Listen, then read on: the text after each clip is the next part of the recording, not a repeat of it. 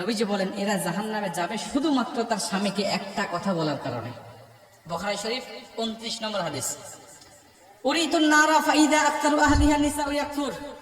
নবীজি বলছেন অধিকাংশ নারীরা শুধু জাহান্নামে যাবে একটা কারণে, আর সেই কারণটা কি জানো?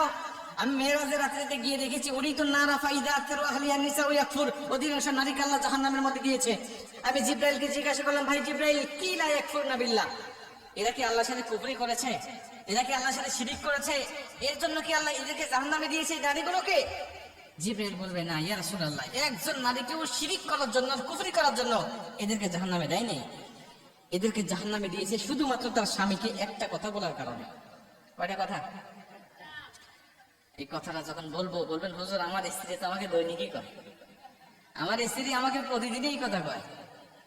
এই কথাটা মেয়েদের মুখের কমন ডায়লগ, তারা জানেই না। অথচ বুখারী শরীফের 29 নম্বর হাদিসে এই হাদিসটা বর্ণনা করা হয়েছে। যেমন তেমন হাদিস না, সহিহ সনদে বর্ণনা হয়েছে। জিব্রাইল বলছেন, ইয়া রাসূলুল্লাহ ওয়া ইয়াকফুরনাল আশিরা, এরা হলো স্বামীর অবাধ্য স্ত্রী ছিল, আর মাঝে মাঝে স্বামীকে একটা কথা বলতো। কি বলতো ইয়া রাসূলুল্লাহ? জিব্রাইল বলছে, ইয়া রাসূলুল্লাহ ইয়া হাবিবাল্লাহ, এদের স্বামীগুলো ভালো ছিল, এদের স্বামীরা যখন এদের স্বামীদের কাছে এরা তা আবদার করতো, স্বামীরা তখন সেটা পূরণ করার চেষ্টা করতো। যখন ভালো খাবার চাইতো স্বামীরা খাবার দিত, যখন ভালো পোশাক চাইতো তখন ভালো পোশাক দিত, যখন কোনো জায়গায় ঘুরতে যেতে চাইতো তখন ঘোরার জন্য, বেড়ানোর জন্য নিয়ে যাইতো নবীজি। কিন্তু তারপরেও যদি কোনো সময় এই স্বামীরা স্ত্রীকে সন্তুষ্ট করতে না পারবে, এই স্বামীরা যদি কোনো সময় স্ত্রীকে সন্তুষ্ট করতে না পারে, ঠিক সেই সময় এই স্ত্রীরা একটা কথা বলে উঠতো, এই কথাটা তারা বলে উঠতো।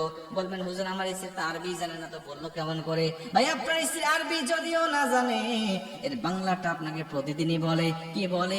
তোমার সংসারে এসে কোনোদিন আমি সুখ পেলাম না, তোমার সংসারে এসে কোনোদিন আমি শান্তি পেলাম না। আমি মেয়ে বলেই তোমার সংসার করতেছি, অন্য কোনো মেয়ে হলে তোমার সংসার করতো না।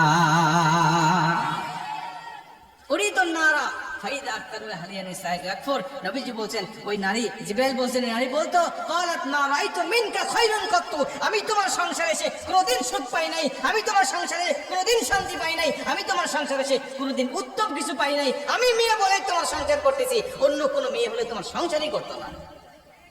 বলে বলে সাথী আর মা বোনরা বলে না, এরা ভালো আছে। মা বোনেরা মনোযোগ দিয়ে শোনেন, যদি এই কথাটা ভুলেও বলে ফেলেন, আজকের থেকে তওবা করে নেন, আল্লাহ আর বলবো না, বলেছি তো বলেছি, আর বলবো না, এইটাই শেষ। আমার স্বামী, একটা স্বামী স্ত্রীর জন্য কতটা অবদান রাখে।